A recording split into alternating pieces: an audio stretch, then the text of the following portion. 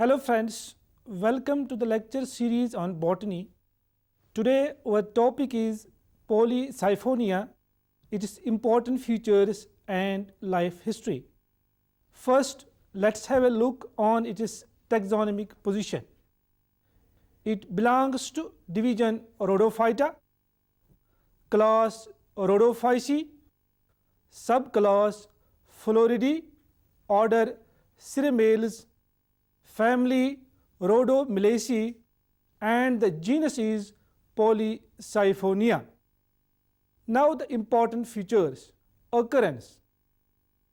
Polysiphonia is the commonest genus of family Rhodomelaceae.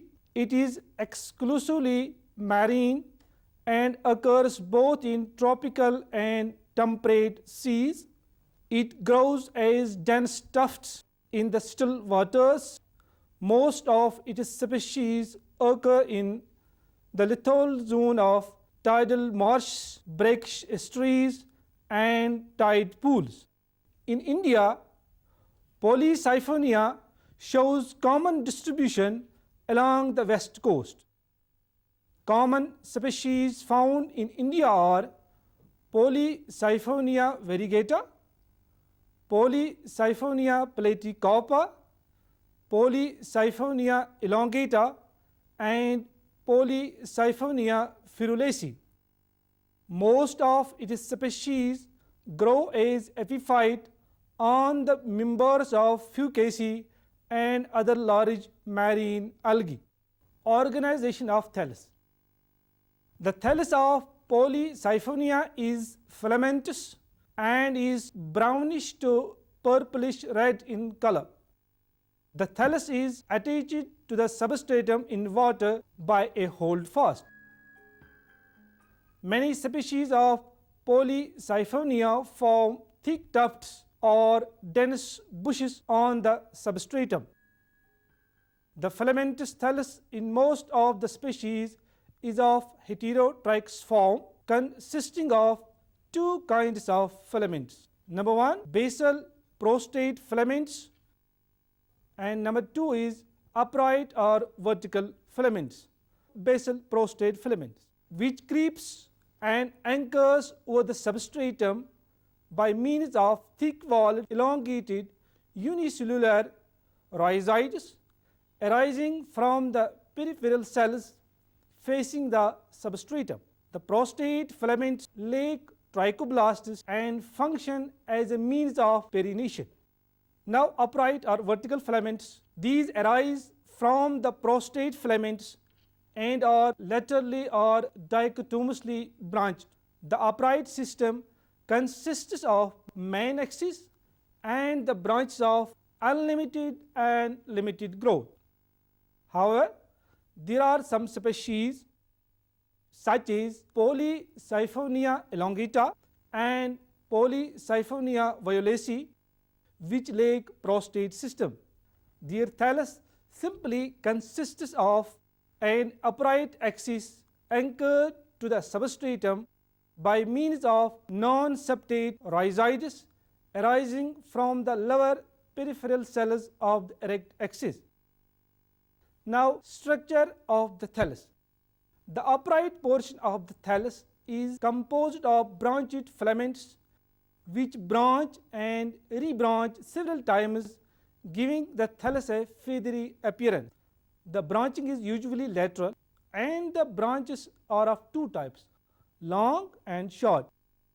The main filament and the long branches each consists of a system of filaments called the siphons. There is a one axial filament called the central siphon surrounded by a jacket of a variable number of peripheral filaments called the pericentral siphons. Such a thallus is called polysiphonous. Thus the genus derives its name from its polysiphonous nature. When seen under low power of microscope, the thallus consists of several tiers of cells placed end to end. The cells of central siphon are large, elongated and uninucleated. They are called central or axial cells. The cells of the peripheral siphon are narrow and are called pericentral cells.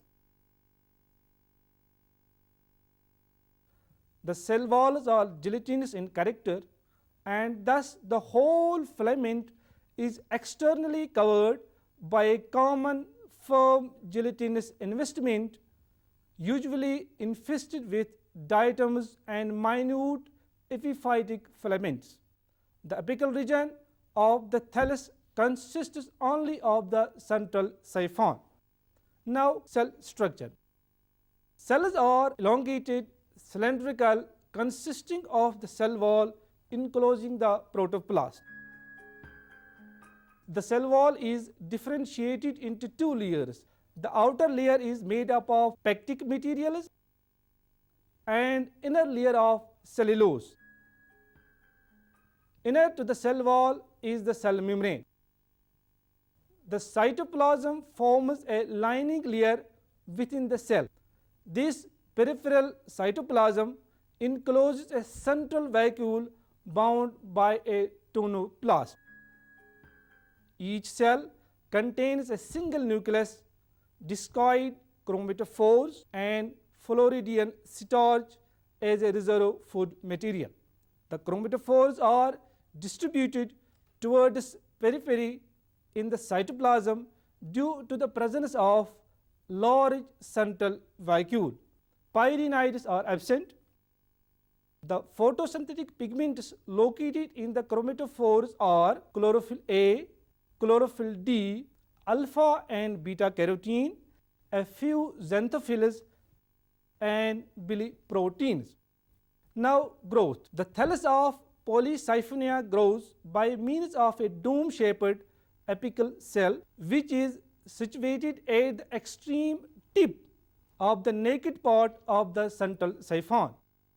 It cuts off a series of segments parallel to its flat posterior face. These segments elongate to form the axial siphon. The cells for the formation of branches are cut off by oblique walls.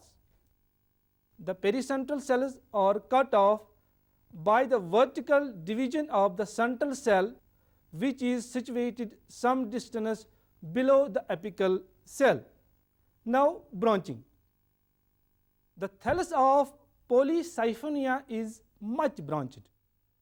The branches arise from the axial filament near the growing apex 2 to 5 cells away from the apical cell before the differentiation of pericentrals.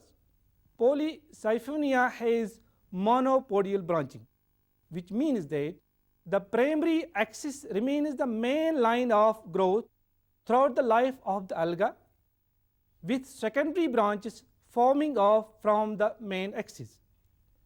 The main axis bears two types of branches. Number one is branches of limited growth or short branches. These are also called as trichoblasts. They are dichotomously forked and are spirally inserted on the main axis or on large branch. The basal cell of the last trichoblast, however, remains buried between the pericentral cells as a scar cell. The distribution of trichoblasts in a plant body may be restricted to certain regions, more commonly terminal. The trichoblasts originate from the axial cell 2 to 5 cells below the apical cell. It commences with the formation of an outgrowth which is cut off as a small cell by a diagonal wall formed at its base. It is called trichoblast initial, which divides repeatedly to form a dichotomously branched, gradually tapering hair-like multicellular trichoblast. The cells in the trichoblast are arranged uniseriately in a linear file.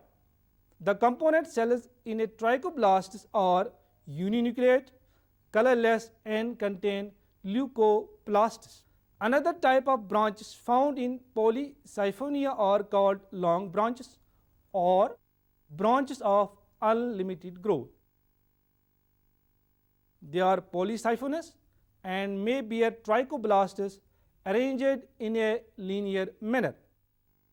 Now the pit connection is. A pit connection consists of an opening in the cell walls of two adjacent cells which is filled with a plug and plug cave. Pit connections may lend support to the thallus of the algae. The pit connections between pericentral cells and axial cells formed during cell division are referred to as primary pit connections. The pit connections between pericentral cells are referred to as secondary pit connection. Now the life cycle. The life cycle of Polysiphonia includes three kinds of morphologically similar plants following one after the other. These are gametophyte, carposporophyte and tetrasporophyte. Let us start with gametophyte. Gametophyte of Polysiphonia is an independent haploid plant concerned with the sexual reproduction, which is oogamous. Polysiphonia is heterothallic or dioecious. The male and female plants are morphologically similar, which bear male and female reproductive organs respectively. First, we will discuss male reproductive organs. Reproductive organs are called spermatangia or antheridia. Now the position of spermatangia. Spermatangia are born in dense clusters and are closely packed on a male trichoblast near the apices of the male plant. The male trichoblast usually consists of two basal cells constituting the stalk. The stalk usually forks into two branches. In some species, such as Polysiphonia lanosa, both the branches may become fertile, while in others, one branch becomes fertile and the other remains sterile, which may develop into a repeatedly forked sterile axis. The fertile branch remains unbranched but is many-celled in length. Structure of spermatangia. In Polysiphonia, spermatangia are spherical or oblong, unicellular structure appearing as a white or pale colored patches or dots. The wall of the spermatangium is usually thick and three-layered. An outer deeply staining layer, a middle gelatinous layer and an inner lightly refractive layer. The uninucleate protoplast of the spermatangium produces a single male cell called the spermatium. It is a unicellular, spherical, non-motile structure.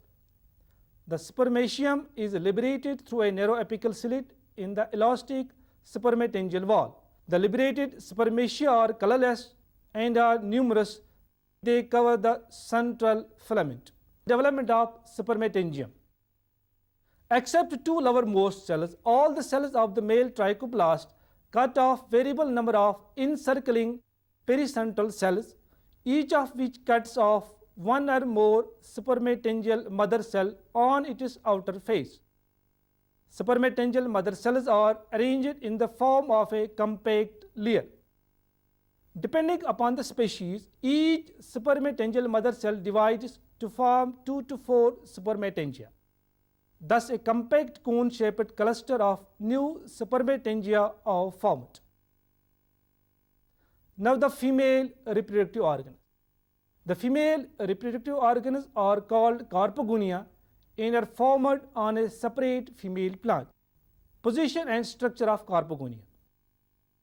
The carpogonia in Polysiphonia is somewhat a flask-shaped structure. It consists of a swollen basal portion which is prolonged into tubular neck-like structure, the trichogyne. The carpogonium lies at the apex of short lateral branch called carpogonial branch. The basal cell of the corpogonial branch is termed as the supporting cell. It cuts off two strial filament initials, one towards its base which remains undivided, and the second laterally which divides immediately to form a two-celled lateral strial filament. The corpogonial branch ending in the corpogonium is born in a greatly reduced female trichoblast, originating from the central siphon of the female plant near its apex. The pericentral cells of the female trichoblast adjacent to the supporting cell grow into outgrowths known as enveloping threads. Development of corpogonium. The female trichoblast initial arises from the central siphon 3 or 4 cells behind the apical cell. It divides repeatedly to form reduced female trichoblast 5 to 7 cells in height. The 3 lowermost cells of the female trichoblast divide vertically to form an in-sheathing layer of pericentral cells which are arranged in 3 tiers, one above the other. One of the pericentral cells in the middle tier of the adaxial side becomes the supporting cell, which cuts off a small initial cell at its free end known as the procarp initial, which divides and redivides to form a small curved 4-celled branch known as corpogonia filament or procarp. The end cell of the corpogonial filament functions as a corpogonium mother cell, which gets modified into corpogonium. In the meanwhile, the supporting cell cuts off 2 strial filament initials, one towards its base which remains undivided, and the second laterally which divided immediately to form a 2-celled lateral strial filament. At this stage, the corpogonium is ready for fertilization. The pericentral cells adjacent to the supporting cell grow out into outgrowths which after fertilization develop into an envelope around the fruiting body which is known as the pericarp. Now the process of fertilization. The liberated spermatia are carried to the trichogyne passively by the water currents.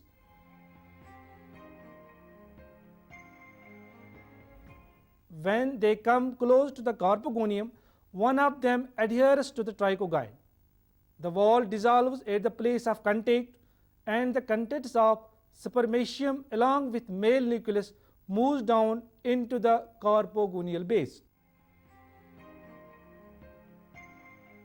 The 2 nuclei, male and female, fuse and form a diploid zygote nucleus which lies at the base of corpogonium. Now the post-fertilization changes and development of corposporophyte. After the process of fertilization, the sexual apparatus undergoes a remarkable change leading to the development of corposporophyte. The lateral strial filament initial divides and becomes 2 to 10 celled in height, while as basal strial filament initial divides to form a 2-celled filament.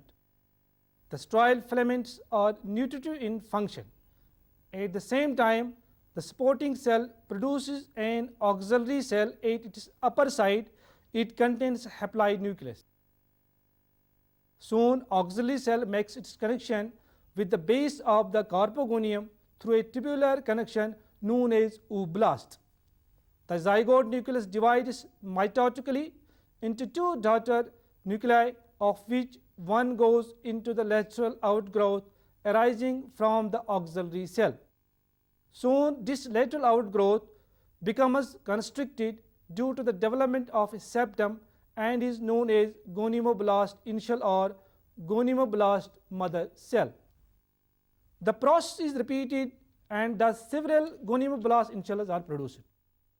Every time when a new gonimoblast cell is cut, the zygote nucleus divides and the daughter nucleus enters a newly formed cell. Each gonimoblast initial by its further growth forms a few-celled gonimoblast filament.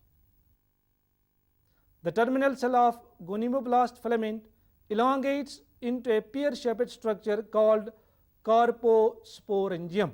The carposporangial content ultimately metamorphoses into a single diploid carpospore. The steroid filament, auxiliary cell and supporting cell fuse together to form an irregularly shaped placenta. Their nuclei are used up by the growing carpogonial filaments. The carpogonial filament or procarp does not take part in the formation of placental cell but withers. Meanwhile, with these changes, the pericentral cells adjacent to these supporting cell divide several times to form a protective flask shaped covering the pericarp. It consists of 2 layers and has a wide aperture at its distal end. The entire structure consists of the placental element, gonimoblast filament with terminal carposporangia and surrounding pericarp is termed as cystocarp. A cystocarp is partially haploid and partially diploid. The diploid portion of the cystocarp constitutes the cystocarpic plant or the carposporophyte. It is the second individual in the life cycle of Polysiphonia. Carposporophyte is parasitic on the female thallus of Polysiphonia as it remains attached to it and produces the diploid carpospores within the carposporangia. The carposporophyte is protected by 2 layered pericarp open at the top. Pericarp is a haploid structure. At maturity, the pericarp contains the diploid carpospores which float out through the opening and are carried by the water currents.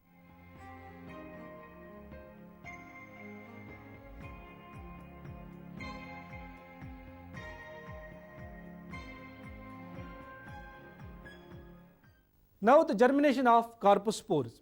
On coming in contact with a solid object, the naked diploid carpospore secretes a wall around it and attaches itself to the substratum. It then divides by repeated mitotic cell divisions to form a diploid Polysiphonia plant. The first division in the carpospores is asymmetrical and transverse. It divides it into a smaller lower cell and a larger upper cell. Each of these again divides transversely, forming a 4-celled small filament.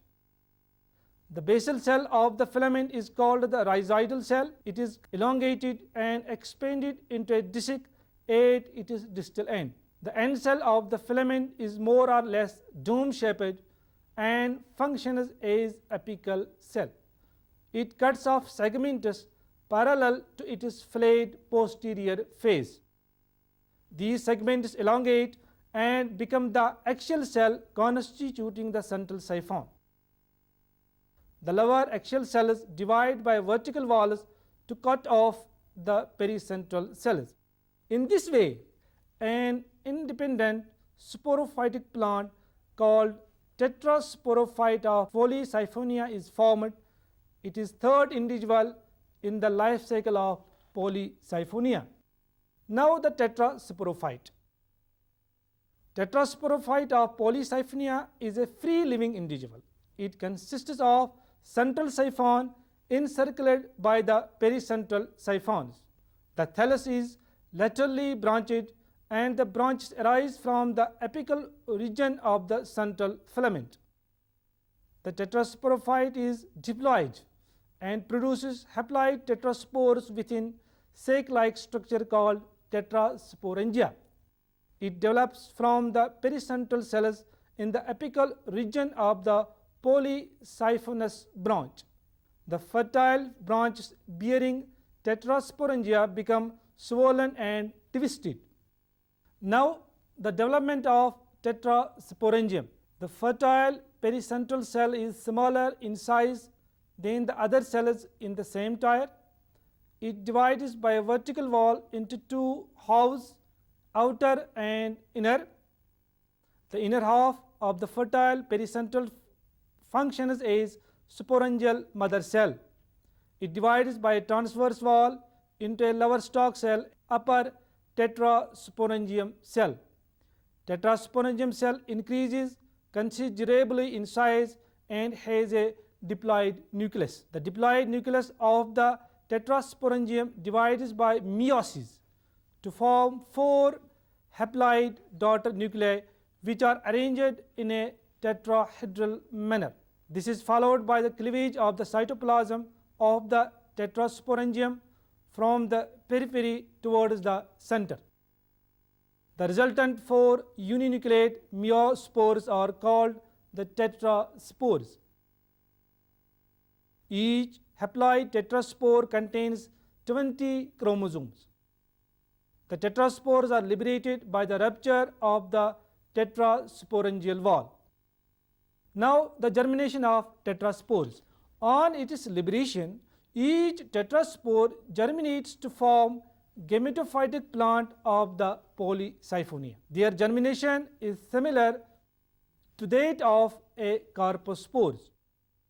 It is believed that of the 4 tetraspores, 2 give rise to male gametophyte and the remaining 2 to the female gametophyte. Thus, the life cycle of Polysiphonia with 2 separate diploid generations and 1 haploid can be termed morphologically triphasic or trigenetic.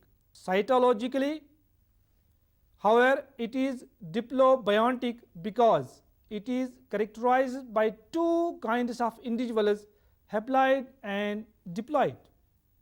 A life cycle with 3 phases in which 1 is haploid and 2 diploid is called diplohaplontic or diplobiontic.